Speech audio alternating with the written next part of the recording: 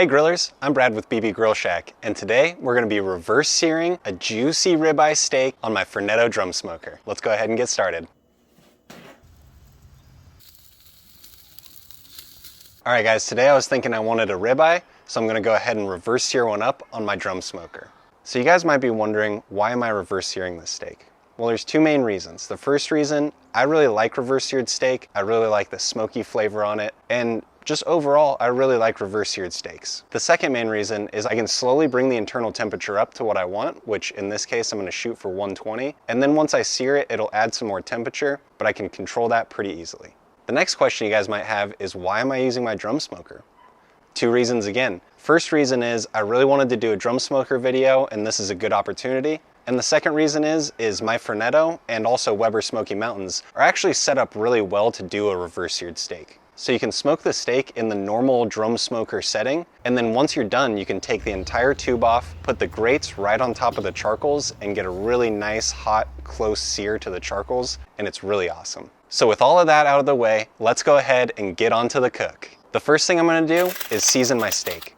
I'm trimming it a little bit here just to get rid of some of the fat and a little bit of the silver skin I don't like, and also shape it up so that it looks a little bit better. Because why not? I'm gonna season it with salt and pepper only, and I'm just gonna throw it in the fridge for about an hour to 2 hours to really let the salt start to soak in.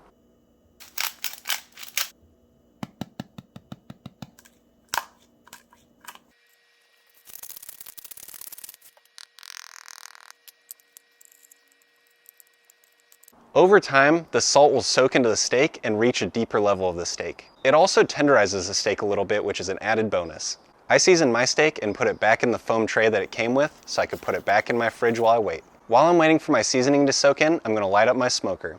I'm just using one chimney full of charcoal today. If you're doing more than one steak, I might advise using a little bit more charcoal. And I'm just using a couple of my trusty fire starters to get that chimney going, and I'll have hot coals here in about 20 minutes. If you guys haven't seen my video on how drum smokers work, I'm gonna leave a link above, and I highly recommend you check it out. Once our charcoals are lit, let's go ahead and start setting up our drum smoker. So I'm just gonna dump the charcoals in the bottom, and I'm gonna start playing with the vents for about 30 minutes until I get a steady temperature. I want to smoke this steak for a while, so I'm going to shoot for a temperature around 200 degrees. That way it'll take longer to get up the temp, and it'll have a chance to get a little bit more smoke on it. I have a fairly thin ribeye, and I really want to shoot for a medium rare or medium steak. So I'm only going to bring my temperature up to 120 degrees internal temp before I start searing it. You guys can use this guideline too, of 120 degrees Fahrenheit internal temp, but it's also going to depend on your preferences and the thickness of your steak. So if you like it a little bit more done, feel free to go up to 125 or 130. If you want it more rare, maybe take it off at 110 or 115 to sear. And now that I've reached my desired internal temperature, I'm going to go ahead and take this off. I'm going to take the top part of my smoker off and put the grate just above the charcoal so I can start searing.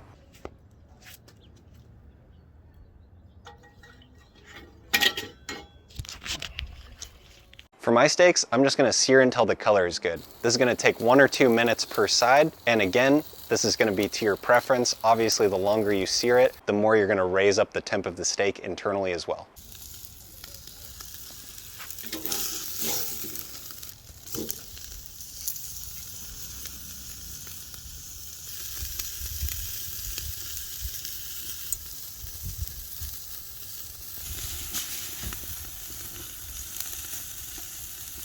Now we get to the two most important parts of the cook, the rest. So we're gonna rest for 10 minutes, throw a little bit of butter in there. 15 or 20 minutes wouldn't hurt, but 10 minutes minimum.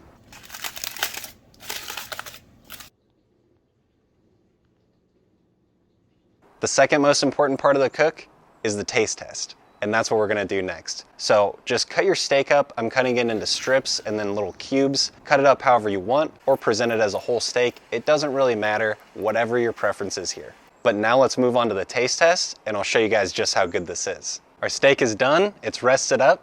Let's go ahead and give it a taste test. I'm just gonna grab one of these right out of the middle here. Give you guys a little close up.